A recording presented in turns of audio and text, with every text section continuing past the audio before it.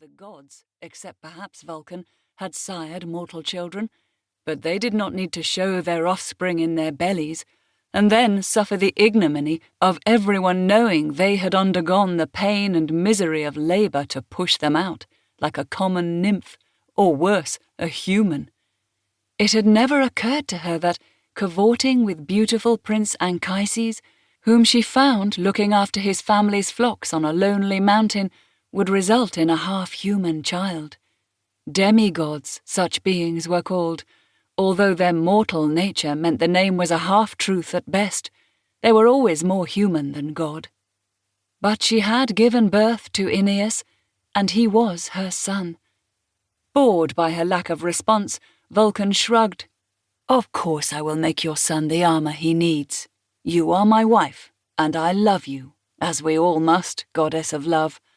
I wish you sometimes showed a little more of the emotion you are best known for. I could not make the armor for this war, even for you, because Jupiter has forbidden me to arm the Trojans. But I am under no instructions as to what may take place in the next war." Venus bowed her head in thanks. She would have kissed her husband, but she feared coming too close to the forge and singeing her dress.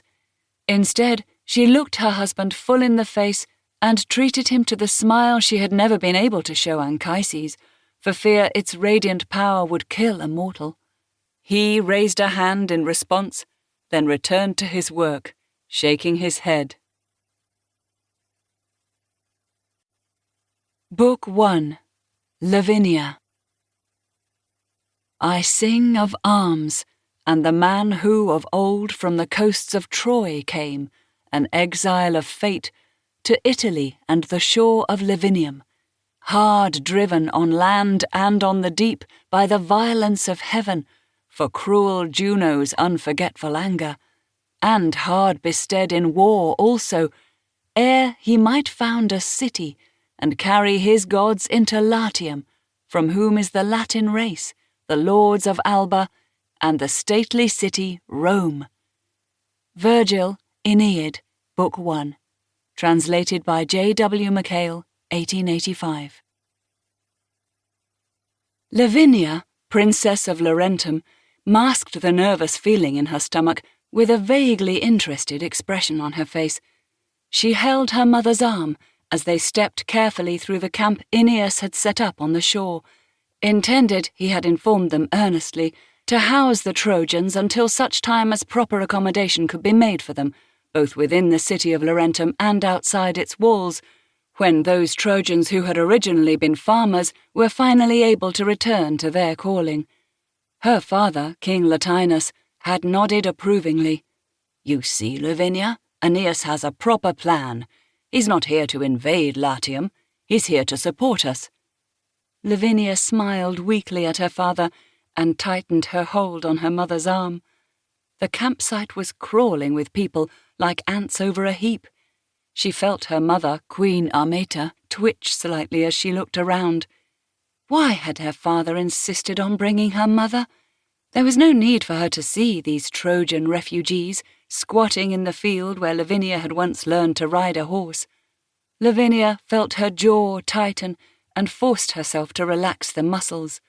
Soon this visit would be over, and she could take her mother back to their palace in Laurentum. Looking around, she conceded to herself that the camp was well organized, consisting as it did of a series of rings. The outer wooden huts contained shared facilities, schooling, cooking, and washing areas. A group of huts was designated as living areas. Smaller huts housed little families, while larger huts were used as men's areas and women's areas.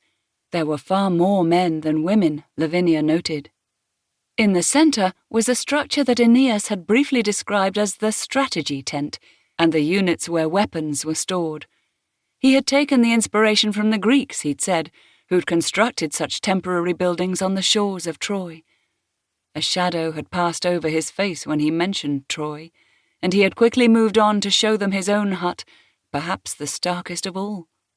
Their tour completed, Aeneas took them to one of the small wooden huts that had been designated as a dining hall. Gallantly, he pulled out chairs for Lavinia and her mother. He and her father sat with them. The other men, both